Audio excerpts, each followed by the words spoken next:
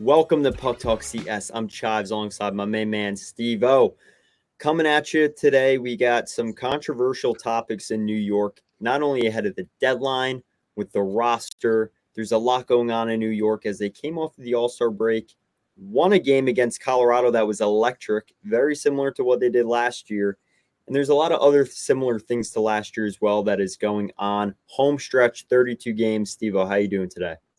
Doing great, Chives. I'm doing great. Hopefully, everyone out there listening is doing fantastic as well. Boy, oh boy, we got a lot to talk about, especially because we're getting to the nitty gritty here, second half of the season. So, Chives, let's do it. Let's talk some puck. All right, off the jump, Tampa Bay Lightning tonight. By the time, even if you listen to this later in the week, this is the topic that's in New York right now. Hot button. I tweeted the simplest thing after the last game, and it was a firestorm. Jonathan Quick getting his second start in a row. Igor Shesterkin, the plan all along was to have him do this. Shesterkin knew. He's happy for him. Ollie Walker reported that. He was happy for Quick. He's on his own journey.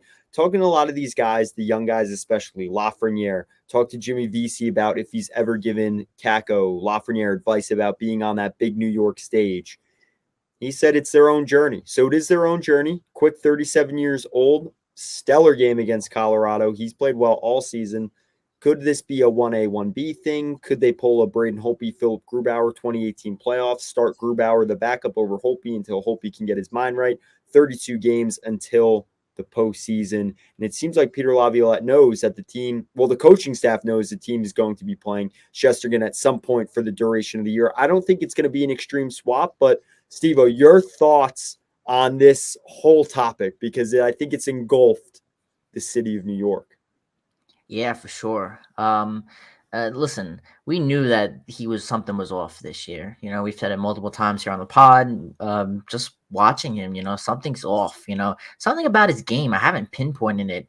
It's just he's giving up easy shots. And I don't know if going to the All-Star game was the best idea for somebody that's been struggling. I mean, you look at him as of late since I think the beginning of December. I mean, he's been 9-8 with I think almost .900 save percentage. I mean, again, it's the numbers have not been great for him.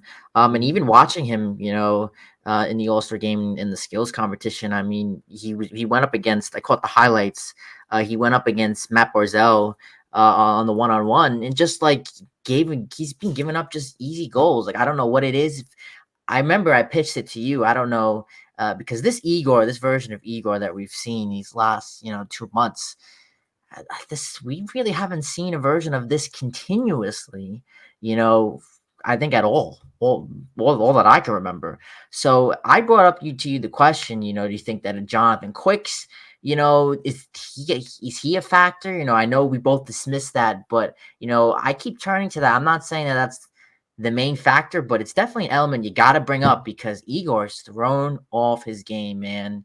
And transition it to Quick. Quick has been awesome. That first month and a half of the year, he was my MVP, if you want to call it, top player. I mean, he stole games. You look at that Kraken game at the beginning of the year. I think it was 1-0. We stole that away because of him.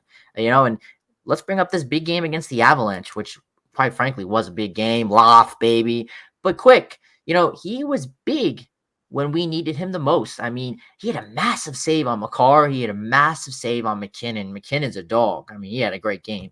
But I mean, I'm just going to say straight up, and I'll let you dive in, Chives.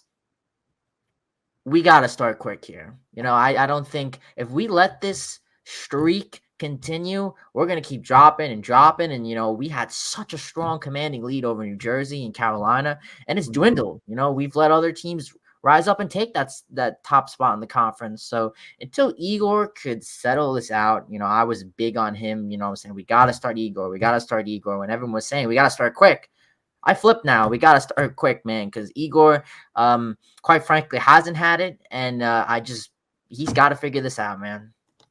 I'm on the fence, and this is why. A little opinion here.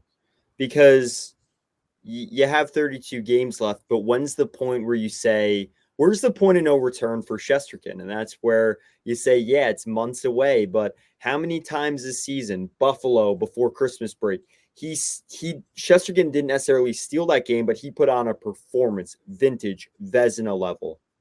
Comes off of the Christmas break, gives up 6 goals to Carolina. So I think where this has happened all year, where you get a few good performances from Igor, and then you get a real stinker just when the confidence is back. So yeah, right now you have to start quick. But when do you start Chesterkin? He's clearly, at least based on what Molly Walker reported, he's in the right mental space about the situation. You know, he's not sitting there. Didn't seem like he spoke negatively, at least. This is third party, but at least from the reports, it seems like he's taking it with grace. And it's something that a lot of the players have this season in their situations. Kako's in the same boat. When I spoke with him recently, I think Steve-O, the big thing is, where is the point of no return? To me, is that mid-March where it's like, all right, Chesterkin's not figuring this out, and he played, 10 games. What's going on? Or is this something that is extremely short term? And it seems like this has been the plan. Let him get work, and he's been working. He got the extra work at practice. That means extra shots he's facing, breakaways, tip-ins. I wouldn't take the All-Star weekend into much account for performance, but at least based on last month, not good. And it's been like this all year. We've spoken about this all year on the podcast. Now I wouldn't say come to a head, but it's something that is a big conversation, especially when Peter Laviolette is standing there. He states this is part of the plan. And also we see Shesterkin, he is our guy. Now, with that stated, how much is it a brand to say he's our guy? We've seen this in New York before. Odell Beckham Jr., Saquon Barkley. We've seen it before. You could go back too. Aaron Judge. Right. It's a matter to me, and I'm a, Yankee like you, Yankee guy, but they remind me a little bit of the Cowboys with that too. It's like, Judge, if you're our guy, you got to lead the way. It reminds me of the Toronto situation, right? A lot of money tied up in some big guys, and they got to come through. So different for the Rangers, but similar in their respective brand. Is this our guy, and we're saying it's our guy, or is he going to start performing like our guy? So that's my piece, and I think it's going to be interesting to see what happens with Chicago on Friday. Quick Monday, then Wednesday started the game before the All-Star break. So, Steve-O, actually, question for you, big time here. With Jonathan Quick starting in net now, in 3 months from now, I know it's 3 months from now, can you see him starting in the playoffs for the Rangers, or do you think at his age, at the position the franchise, the organization's in to win, do you think they even think about taking the gamble of starting him in the playoffs? That's games that are going to be every other night. I like that. Yeah, good take there. Got a couple questions thrown in there. I'll try and address them all once. You mentioned the point. Is this the point of no return for Igor? Or will there be a point of no return for Igor? Quite frankly, I don't see a scenario playing out where that's the case. I mean, it would have to be. Igor would have to be like playing at to the point where it would be like having me in net for the Rangers. I mean, it would have to be disastrous. And I hope we don't come to that case, but these things are tough to tell. I mean, there's no doubt. I think any Ranger fan right now would tell you that Jonathan Quick gives us the best opportunity to win games, and he's proven it. He's shown it. I mean, that Colorado, there's debate that they could be one of the best teams right now in the NHL. So, again, they're a fantastic team. And what I was necessarily, what really stood out to me is that they're a fast team. They are a fast team, man. And our defense was a little sluggish, but Quick stepped up big time and made the saves when we needed it. And that's what we need time and time again this year. I mean, can you recall a game where Jonathan Quick got blown out this year? Do you recall? Because I don't. He was in net when the team gave up, I believe it was 5 goals to the Minnesota Wild. But listen, you're in a track meet of a game. At that time, the team, I believe, had 9 or more wins under their belt. that was a time period where it's like, okay, Quick has proven he's a really solid backup slash 1B. He's never been a backup in his career. He never was a backup in LA. Yes, he went and hopped Columbus, never played there, played in Vegas, didn't really play there either. But I think he wanted to not only prove it to himself, but this is his childhood team. With you stating that, though, I think the two times went a little off track. Minnesota and Montreal when they went up, and both games were shootouts. So, yeah, and again, part of that has to do with team performance in front of the goaltender. But Quick has seen minimal games where that's happened, where I think Shesterkin's above double digits in games where he let up 4+ goals. Yeah, for sure. Going back to your question now, in terms of Quick, I'm gonna make the hook. I think this is something that we got to do, and I say, listen, we go out there and we give Quick these next 2 to 3 starts, and then we go from there. Maybe we try and get Igor. We got to clear his head. There's something that's bugging, and this is not the same Vezina Igor that we know. And quite frankly, what worries me is that we have all these big games coming up in the second half of the season. Big. We got to play the Islanders a whole bunch of times. We got to play Carolina, 2, 3 more times. We got to play the Devils. We got to play the Flyers. They're in there. We got to play a lot of teams, Chives, and I'm not confident with Igor going in there, just nonchalant, just giving stuff up. So for me, this is something that we got to do. And listen, we rather do it now while we still can, and basically address this, because this is a big issue. The defense obviously hasn't helped him out, but I'm gonna give Shesty that hook. I love him. He's our guy. Come playoffs, this is the guy we want and need in net. I don't see Quick starting a playoff game as of right now. Just because, again, the direction of this franchise, and we broke it down in the off season. The financials that the Rangers have invested in, their core, and Shesterkin is one of them. I don't see it, but as of right now, where we stand, February 7th, first week, Quick's going to be our starter, Chives.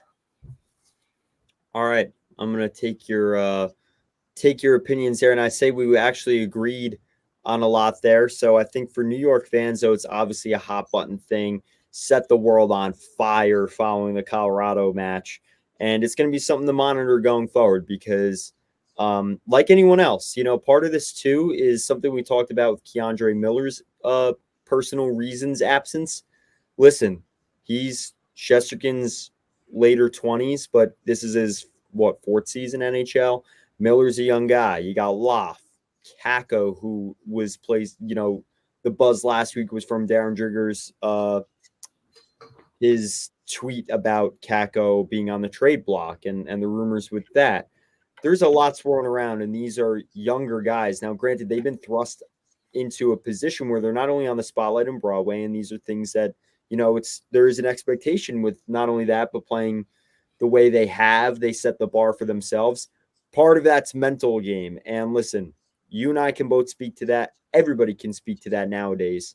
I would hope that mental health is important too. And part of it is we've seen Igor get frustrated and kind of taken out of games. And Val kept mentioning this. And I don't know if this is exactly it, but I do also feel I don't feel good highlighting that in a player because he's on his journey and he's going through his thing.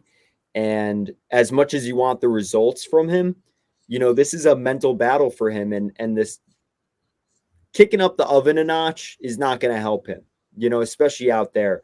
I'm sure he's blocking out the noise, but I know, these guys know what their results are and what their production is. So I'm hoping that he can figure it out. And I know we'll touch upon it, as things move along. Yeah, so now let's say things moving along here. We're going to move right along to something else here, and that is these rumors and reports. And I want to get your opinion on this. I think I can make you smile here, or some of these reports will make you smile. But the reports are that right now that the Rangers are not or unwilling to give up the first round pick Yeah. because of James Dolan. And there's rumors speculating that it's because he's got part ownership of the Spear, blah blah blah, whatever it is. That's ridiculous. I think if that's true, but rumors are now circulating. We'll talk about that. But Frank Vetrano, our old pal, which we all love, he could be another acquisition that the Rangers could be interesting. Jump in here. What do you think? All right. Yeah. You want to get to the whole first round pick thing because that plays a big part in any conversation we're going to have moving forward. Yeah. Frankie V. I mean, listen, Vetrano, he said before on the record that he's loved playing in New York, that it was the best place he's ever played. He's on an Anaheim team that's struggling. It They works. just, right, they just made a big trade. Trevor Zegras apparently had nasty conversations with management over an extension, and it appears he may be on the block. And that's a player that if you said that 3 months ago, everyone would say, Trevor Zegras on the block, he's their guy. So Their future. whatever's going on over there, I think the package Arthur Staple had written was something along the lines of like Vetrano and Henrique, and then he did the whole kind of hypothetical. And listen, you need the one right winger, you need the 3C replacement. The cost is always going to be the conversation, and that's why the Rangers didn't even pursue Elias Lindholm, but it appears that part of that had to do with Sean Monahan. The other half was also dealing with former Rangers management and potentially that the Canadians were unwilling to make a deal with the Rangers. That's a little bit of a separate thing. With that stated, Steve-O, conversation about James Dolan, Darren Dreger, again, bomb on TSN, the Insider Trader show. So the Sphere, MSG owned, James Dolan owned. It's the last year where the draft will be in person and will be on that stage.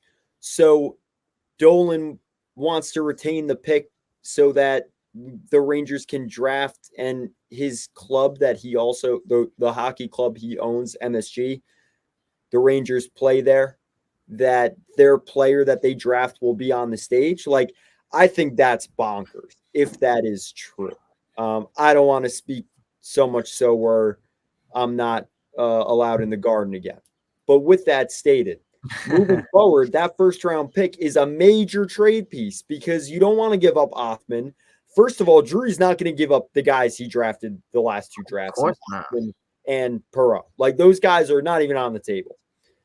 Kako becomes a guy on the table, the second overall pick from 2019. We talk about results. We talked about kind of about it last week. I had the chance to talk with him one-on-one about his goals for the second half. He becomes a trade piece, and I think his name would be thrown into the conversation with the Ducks about Frankie V and Adam Henrique. And I think his name gets thrown into the conversations of anything else. And I also think teams are looking for that first round pick. I don't think teams are willing to move big names without it, especially teams that are rebuilding. So I think it's only shooting the Rangers in the foot if that's true, Steve-O. And I want to know your thoughts on all three things of a Toronto Henrique package, the first pick not being in play, and what that means for the Rangers.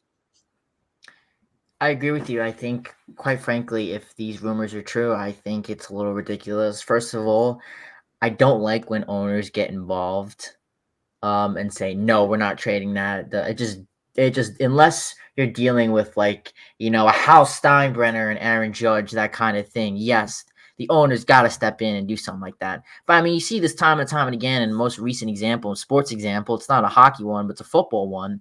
When Carolina Panthers, front office said we want CJ Stroud, and the Panthers owner said no, we're picking Bryce Young, and look how that turned out. Again, you can't put a full jury on that yet, but in year one, that's already not looking good.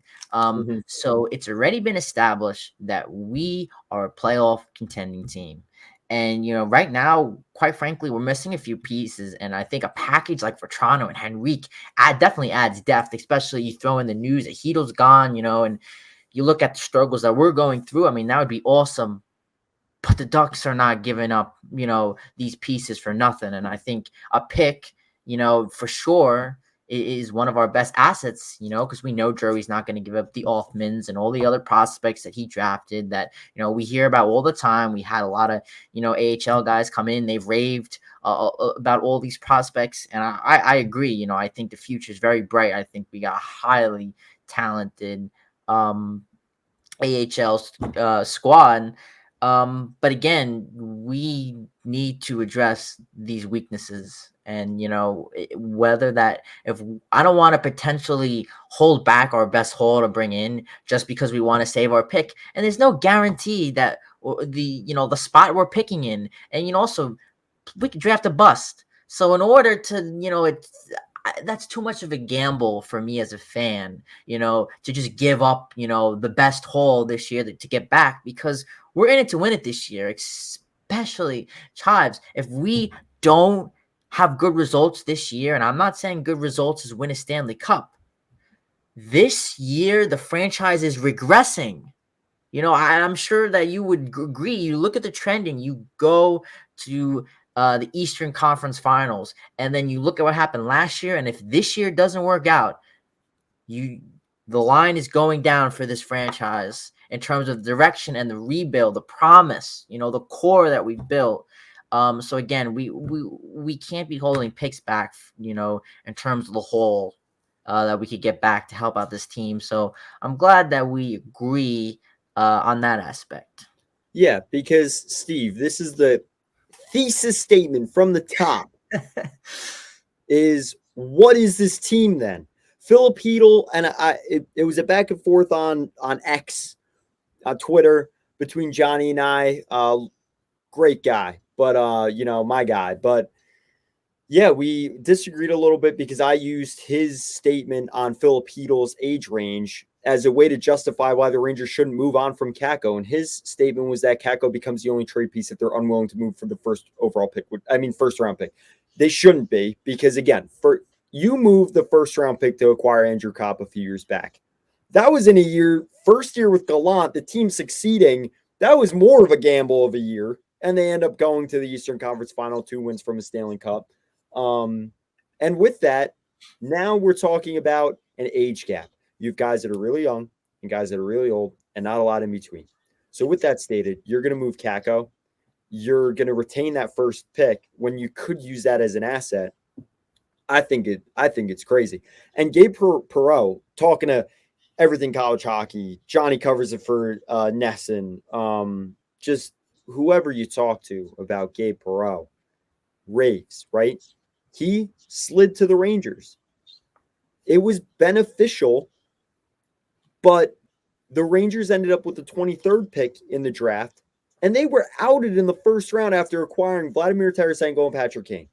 The expectation last year was the same as it was the year before. So I agree with the regression 100%, because what is the identity then? Are you going for it? Are you not? Are you believing in the core of the group? Is that getting blood from a stone? What's going on here? Because I feel like that's a statement I've thrown around a lot. And we throw around the word identity a lot. I don't know if that's perfect for the situation, but Steve, come on. I mean, is it win now? Right? Of course it is. Of course it is. There's no doubt. Output. What is it? Win next year?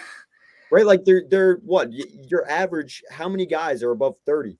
Looking up some info on Jacob Trouba today. He's 29. I mean, players, they reach their prime and exit their prime around early 30s, if not a little bit younger.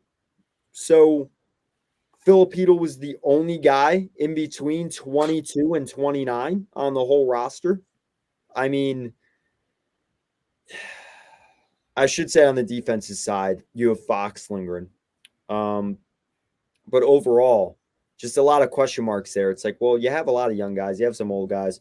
Talk through that. And that's part of the conversation, too, with the whole starting quick. I think it's all kind of interwoven and interconnected. If you're not willing to move on from that and you had some interference from up top, this is something we've seen before with the organization recently, though, with the Rangers lost to the Islanders twice and the Washington Capitals Tom Wilson game. Season ends. Not a good look at all, right? In the COVID bubble year. And they just cleaned house. And, these were guys, John Davidson, Jeff Gorton, that had brought in Artemi Panarin, made the trade for Jacob Trouba. So I'm not going to cry over spilled milk. I'm not going to look to the past, looking forward with that. Not the first time. Wouldn't be shocked if that was the case. And I just don't think it's good for the Rangers to retain that pick. Well, listen, you know what also could be in play here is the 2025 first round pick. But again, I'm not sure how willing willing to give that up. What I could see the Rangers doing, obviously I'm not an insider, but as a fan, just seeing this from an outside perspective, I could see Drury trying to go after a trade target that is not a rental player. I think that might be an interesting move that might fit this team better. I like the point that you mentioned. We got a weird team, man. We got a lot of older guys, a lot of younger guys, and again, you mentioned there's not really anything in the middle. It's just a weird mix. So maybe going after a player like Vetrano, maybe a player like Boone Jenner, somebody that's you acquire, you're not going to give a mega assets for, and they're going to be on the team next year or part of the discussion. That seems to be remained. I think that's what the Rangers would prefer to do, especially if Kako's in the mix. I don't think you deal Kako on a rental. So I No. think, right now it kind of seems like any offers on the table, but I think the Rangers, it kind of seems like they don't want a rental. But it's tough if you're not going to give up that first pick then. I got a counter for that though. Now, I was 100% New York Menaces when they picked in Revo, they picked up Goodrow. I was like, come on, toughen up. No more of this Tom Wilson tossing everyone around. I was 100% behind that, and it clearly worked and changed the culture with the team. You saw that the other night. Keandre Miller, no problem throwing the body around. With that stated, I believe you need those players, a Boone Jenner, to win the Stanley Cup. But boy, you're going to tell me Kako or a first is, I think the whole Tanner Jeannot thing, and I go back to it a lot, but the way Nashville collected off of that 4 picks, including a first, second, third, fourth. I mean, it's just, I question if it might be better to bring up players in your own system. And I've penned that before. It wasn't well received, but a Connor Mackey, you want a 7th defender that can throw the body. You want trees, not bushes in the playoffs. How about on the forward side of things?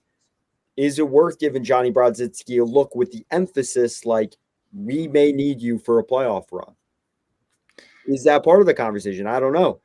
But I don't know. Is it, Barclay Goodrow, they traded a 7th for his rights to sign him and then inked him to that deal. I can't imagine the Rangers using Kako plus a pick / lower tier prospect to acquire a Boone Jenner. I mean, I feel No, like not a Boone Jenner. I was just throwing his name out there. No, I know. I'm just saying, I feel like that's selling your soul a little bit to the point where it's like, listen, a team like Pittsburgh, a team like Washington, the end was near, right? Like those teams, all right, they're not competing, but guess what? They popped a ring 2018, Pens back to back, and they've been on a run, that core. So now it's like, yeah, Crosby's playing MVP level, the team's struggling, there's conversations of what to do. But the Rangers opened up their contending window in 22 following those changes and a culture change. And now we're talking about potentially selling off to the point where it's like they'd have to win now.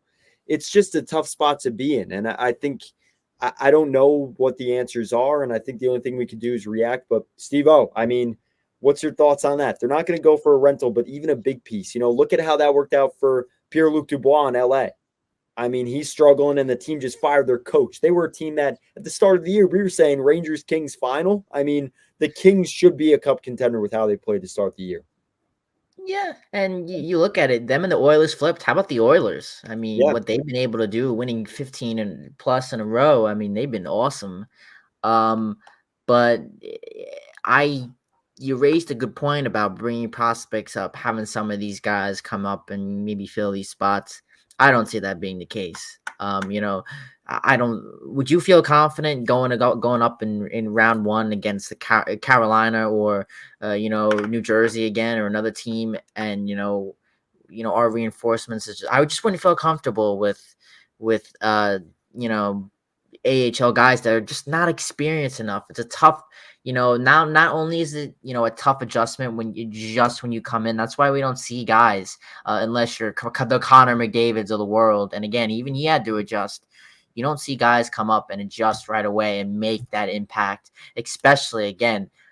We all know playoff hockey and regular season hockey are not the same thing. Oh So no. I would not feel comfortable, with a bunch of young guys thrown in that scenario. And quite frankly, if we did that, it's a bad look on the franchise. It just shows that, we came up short and we did nothing to address it. So I don't think that's going to be the case. I think Jury's going to go out and acquire somebody. Again, I think it's going to probably be. It's not going to be, if we do a boom Jennifer Kako in the first rounder. I mean, sell the franchise at that point. I mean, please.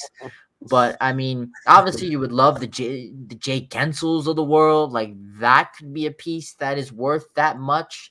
But I don't You'd see. have to sell some of the seats and concessions and employees at the Garden and maybe the Sphere to get Jake Gensel right now, man. That's not happening. But again, I was just throwing at that kind of type of Yeah. caliber Oh player. yeah. Like you immediate impact. Now I Yes. want to clarify though. What I mean by that is not bring up those guys for the postseason, but give them a test run. Adam Edstrom, right? Like VC Goodrow and Pillock have been together for a long time. They're playing well and doing their job, and I respect that. Like nothing is more important than a fourth line. I say it all the time on the podcast. I will say this time and time again. The third and fourth line, checking line, fourth line, forecheck, they're amazing. But is this a good time to maybe look at and see Adam Edstrom? Why not see now? You have 12 games before the trade deadline. Give him a test run because you may have the answer within the organization. If that's not certain, I understand why there's a conversation. I believe he's injured right now specifically, but point being, those guys, Brodzinski is another example. Like I know he's been up, but with the emphasis of stating, we may, we're looking for a 3C, but maybe they're not saying that to the player. 3C is needed. Let's see how he does. Maybe we're bringing him along for the postseason. I don't know how those conversations go. I'm inexperienced with that, but I guess what I'm saying is the answer could be within the organization. And I'm not talking 20-year-old guy, but I'm talking some of the more experienced guys. Maybe it's worth giving the look now, because if you're not going to be utilizing the first and you're in the mix and conversing, why not have those players get a test run on the ice while you're on the phone? That's my thinking behind it. And I think right now the market's steep. The Lindholm, the Monahan trades, they are steep. We saw what it took the Rangers to get Kopp, Vetrano, and Braun. And that obviously worked in their favor. But again, we weren't talking moving a roster guy. And at that time, that was when the kids were clicking. So yeah, I think overall there's a lot to discourse about their actions moving forward. And like you said, maybe it's for a player that will be an immediate impact. And that's also a need. Something that there's a lot of questions around some of the guys. And I stated this last week, Andrew Kopp was not a guy that I was like, listen, depth guy, but I didn't think he was going to be goal scoring and playing with Artemi Panarin. I thought they were going to find a way to put him on the third line. I did not see Frank Vetrano going to the first line. These are things that eventually happen. So I'm not going to say they got lucky by trying to skip a stone, but at the end of the day, I think there is a gamble, but this one seems pretty steep, at least based on everything that's being reported. And we'll see how the team moves forward, because there are things that need to be addressed, not only with the lineup, with the way the team's playing, and of course now with goaltending. Yeah, what I like about Vetrano is I'll add this. He was a proven player that has proved that he could play with Zibanejad and Kreider. And like as we said on last week's episode, I believe it was, is that's something, when we started to evaluate trade parts, we need somebody that's going to come in and spark Kreider and Zibanejad, because again, we mentioned the stats. I forgot specifically what it was, but we're like almost undefeated when Kreider and Zibanejad both score a goal in a game. And quite frankly, this year, that's been non-existent. The games that we've seen Kreider and Zibanejad both score a goal, I mean, the Rangers have over an 80% chance of winning. That's just true. So we need somebody that's going to give him the spark. Frankie V has shown that he's that spark. Mhm. He's not he wouldn't be a rental player. So he's a good piece. But again, the Ducks are a rebuilding team. They are looking for trade pieces, obviously to rebuild their franchise. So again, they will almost certainly be asking for either a top prospect or a pick. And again, when it comes to our prospect pool and our picks, you got to lean more towards the picks, I would say, right? I mean, do you agree with that? Yeah, 100%. I mean, we didn't even bring up Drew Fortescue. Like, this is a kid that played in the World Juniors this year. That's not a name. Like, which granted, I don't 100% don't think that's a name that's in the mix either. But with that stated, point being, like you're saying, I just think the picks for everyone saying that said the stock, at least right now, this is what I think. That said there's a lot of stock in those picks. Why? At this point, are you being proactive and trying to win the Stanley Cup now? Or are you reacting and saying, hey, things picked up quicker than we anticipated with this rebuild. It's time to win now. And I think that changes a lot even if you're a fan thinking about it. Like, is the organization making moves in response to the fact that the team opened up a Stanley Cup winning window?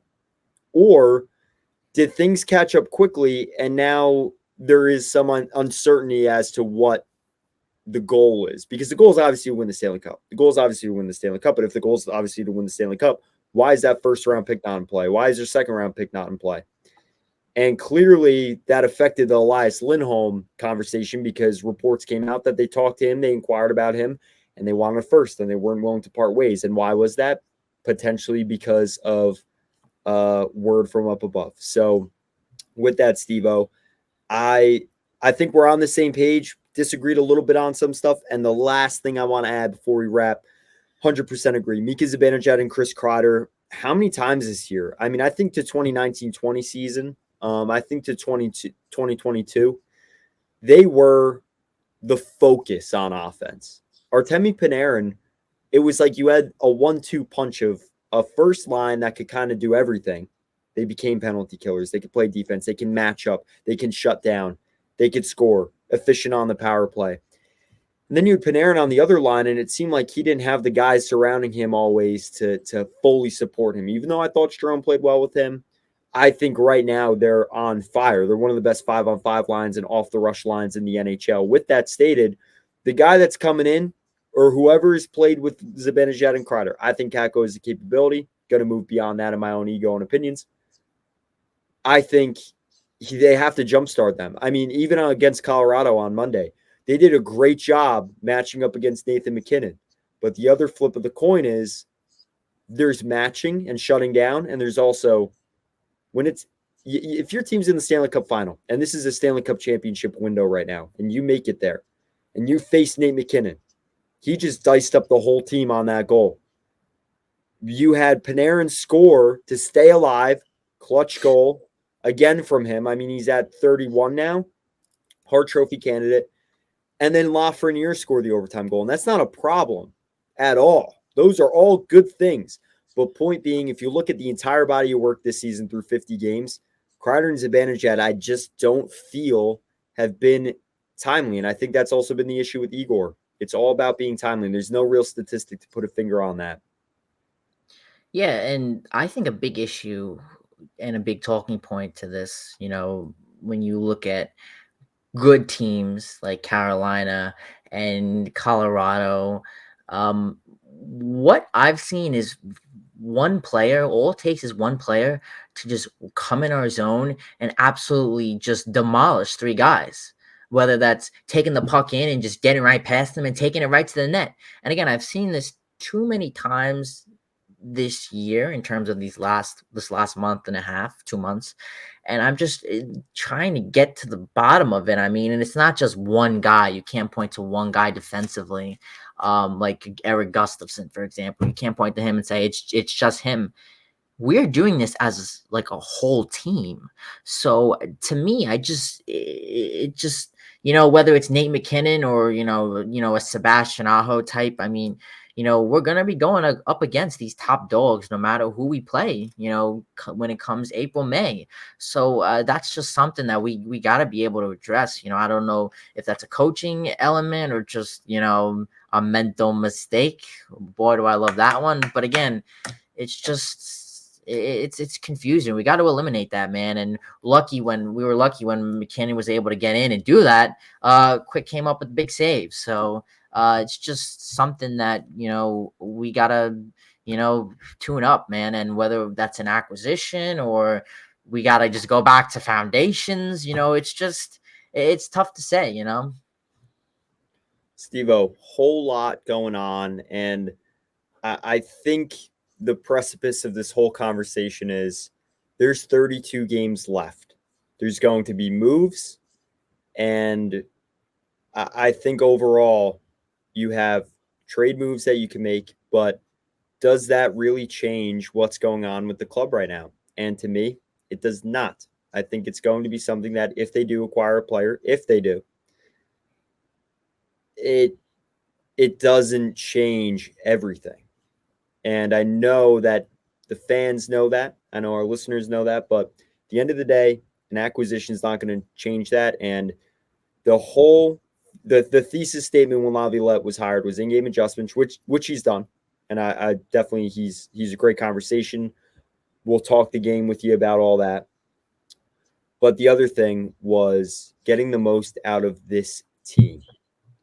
And this season, it seemed like for a long time, speed, which was an issue last year in the playoffs, and now like those simple mistakes, like you said, and the best out of the team. It's ironic because the two players that were emphasized the most were Panarin and Lafreniere after the postseason. They've arguably been the best forwards. So overall, it's going to be very interesting because time may be the enemy to fix these things before the playoffs. And I'm excited to see how they respond. They have big matchups coming up. They play the Islanders 3 times. They play the Devils, I believe, 3 more times. They play the Flyers a few more times. They play teams like the Jets, the Avalanche again, Tampa again after tonight's matchup, Pittsburgh. There's a lot of teams that are going to be coming in and playing for something, and the Rangers are also going to be playing for something to fix things up before the playoffs. So, listen, got to end off on the positive note. There's a lot going on in New York right now, but at the same time, we're talking about the 8th best team in the NHL, and I think obviously things have changed from that when they were first, but this is it right now, and we'll see how things go along moving forward in the short month of February, pre-trade deadline. For sure. Well, that'll wrap us up here on this episode of Puck Talk CS. Tons of topics going to be come up, and we're going to be digesting them, throwing them all down for you within the next coming of weeks.